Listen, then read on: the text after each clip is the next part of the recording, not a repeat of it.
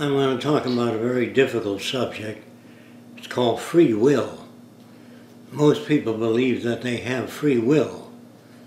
A strange thing about it, in the mechanical world, when they say the machine turned off, machines don't turn off. Either there's a short or something wrong with the circuit. And even automobile mechanics look for the factors that change the behavior of the automobile.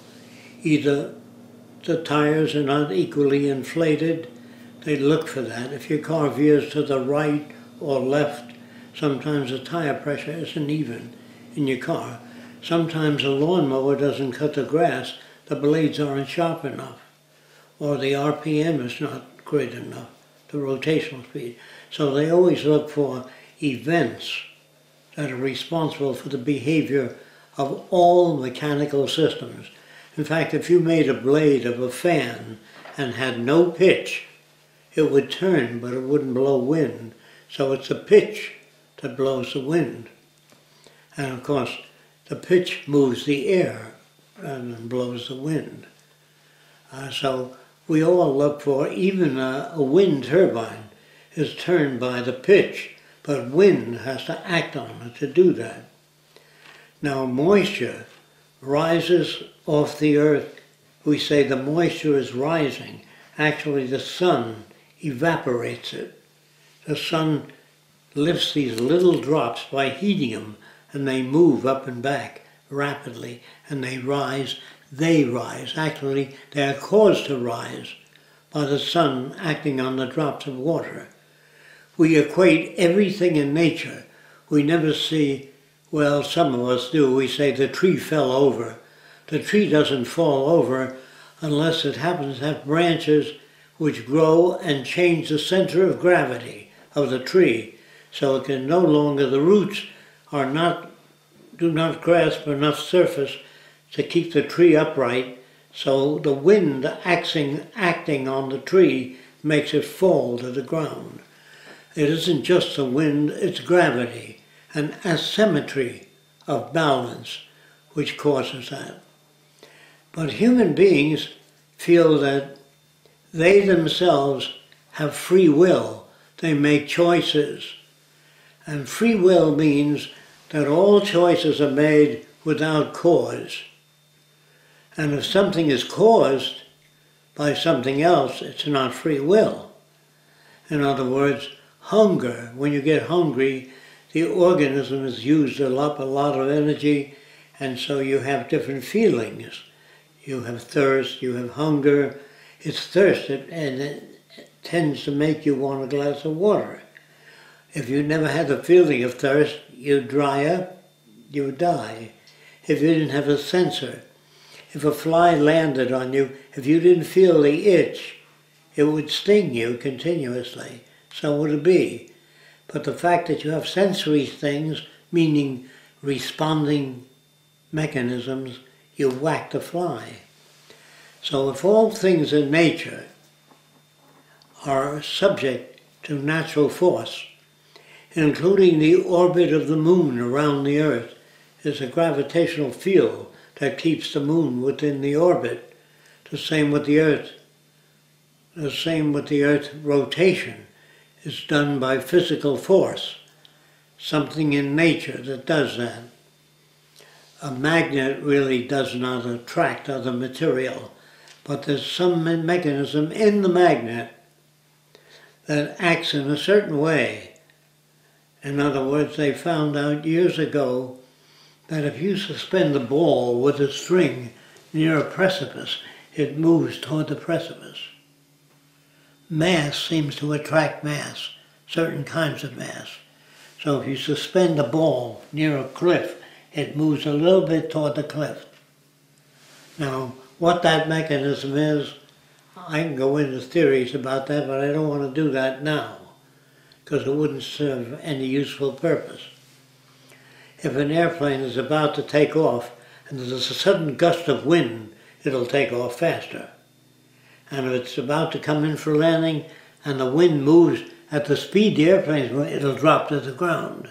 It needs wind coming at it to sustain it. Also, man does not see with his eyes. He needs light. If a man says, well, at least I can see, if you bring him into a dark closet and tell him to see, he cannot, unless there's light. So he does not see with his eyes, he sees with a combination of the retina, the brain, the eyes, and light, and many other factors, which I needn't go into. If all things are acted upon by nature, if a moth has a tendency to fly into light, and the moth has what we call an antenna, it's a heat sensor. And when it gets near the flame, the heat sensor lets him know, gives him a reaction away from the flame. So a moth without an antenna would fly into fire. It's the antenna that caused him to back off.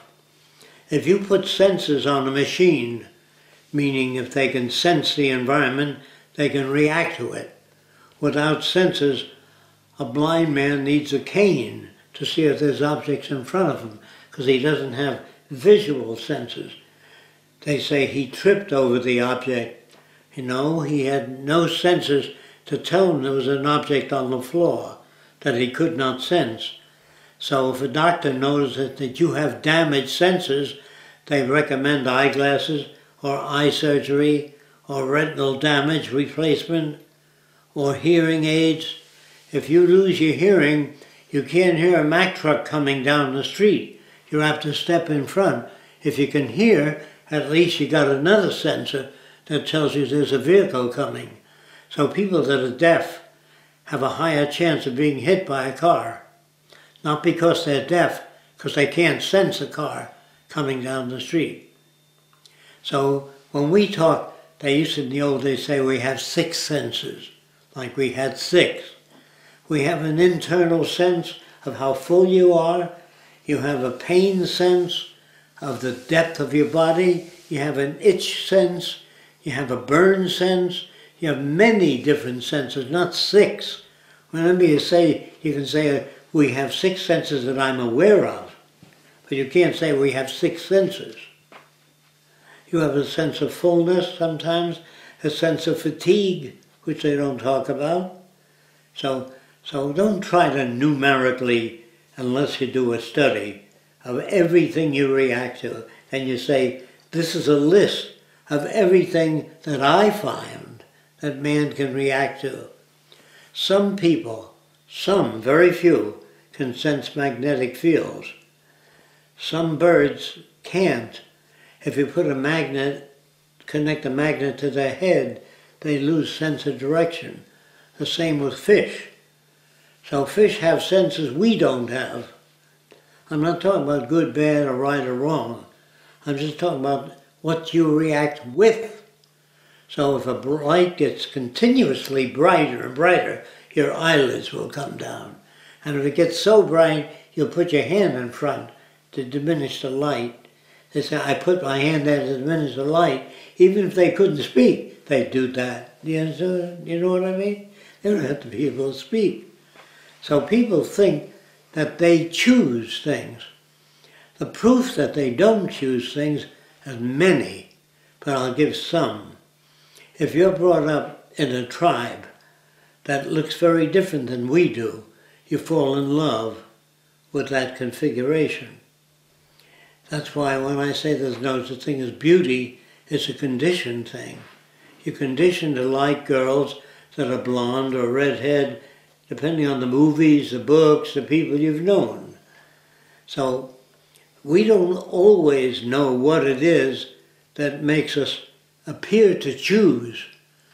But if you met a person with yellow spots on their face, and they always beat you up every time you met a person with yellow spots, the next time you saw a person with yellow spots, you'd cross the street. And they said, well, I'm avoiding the person with yellow spots. No, that's called a conditioned reflex. You're conditioned to react to yellow spots. It doesn't mean that everybody with yellow spots will beat you up. We project, and maybe some of that projection is useful for survival. So if you eat a certain type of grass and you get a bellyache, the next time you see that pattern, you tell somebody else, don't eat that. Because all your decision making is based upon experience. So if you touch a lot of poison oak and you get blisters on your hand and you don't know what it is that you touch, you better make a record in the future of touching things and then looking at your hand. And then later when you get a reaction, your decision making system is affected by the rash you get. So if you meet a redhead and she's very temperamental, and you meet a second redhead and she's very temperamental, you might tell your friends, stay away from redheads. They're temperamental. No, that's your reaction to particular redheads. So if you meet a gay person and they reach for you, you put your hand there, what the hell's the matter with that person? They've been conditioned differently than you have. It isn't that they're bad. Nobody is bad. So that's why society does not believe in free will. They say, don't steal. When the kid steals, you slap his hand if you catch him stealing. If you don't catch him, he can get away with it. So you tell kids, you give them a sense of morality, a sense of behavior by spanking or pulling a dog. All dogs will try to do whatever they want to do. So you connect a leash to him. When he tries to do his own thing, you pull him away. So he always has to obey you. But if you let a dog alone, he'll take over. A dog will always try to get you to do things to satisfy it, unless you dominate the dog. The same with people. If a guy says to a small guy, go get me a glass of water, and the small guy doesn't, and he slaps him. The next time he says, get me a glass of water, small guy, get him a glass of water. But it's a big guy, and he picks him up and throws him across the room. He never says, he says, I'll get my own glass of water. That's based on conditioning. So free will is an arrogance on the part of man, the assumption that he is the only object in the world that does not react to certain stimuli. All decisions are based upon whatever reaction you had. If you like a young lady, you get married. In the old days, you just moved in together. But it was too difficult to manage. That is, a ruling group of people could not manage people unless they made a set of laws and said, you don't take anything out of his hut, you don't take anything out of her hut. They had to invent some kind of structure to keep that society from working. In other words, if everybody took things from your log cabin and you went hunting and you got 5 rabbits and I stole 4 of them, the tribe wouldn't work. So morality is an outgrowth of inability to manage systems. Do you understand that? All moral laws come about because we need to have, especially if you get more than 4 people living together, you have to make laws. The laws that don't take his bow and arrow, he made that bow and arrow. You give him all kinds of words, it's wrong, this is... But if a guy doesn't have a bow and arrow or a javelin, and a lion comes at him and your javelin is nearby, he will borrow it. He doesn't steal it, he borrows it and he throws it at the lion. Because that's the only thing he knows that'll keep the lion off. He said, I decided to take your javelin, although I know it's yours, but there was nothing else I could do at the time. So the judge might be lenient. Now a lenient judge is a broad judge with broader experience. A judge that's brought up to believe in right, wrong, good, bad, black and white, his decisions are rigid as hell. But if he goes to another country that has a different set of values and he learns to live there, he can understand when you say different cultures impose different values on people. They don't care if you were to take one grape from your grape collection. If you had a lot of grapes on the table. But if you only had one grape, the law becomes severe. In scarcity, there are more laws. Can you understand that? The scarcer the object, the more laws. Now, if a man is incapacitated, he has scarcity. So he looks at you that can walk up and down and jump. He envies you because you have a wider range of behavior. But if he can be given a shot in the same range of behavior, he no longer envies you. So envy is a byproduct of behavior sometimes that you cannot perform. Do you understand that? Okay.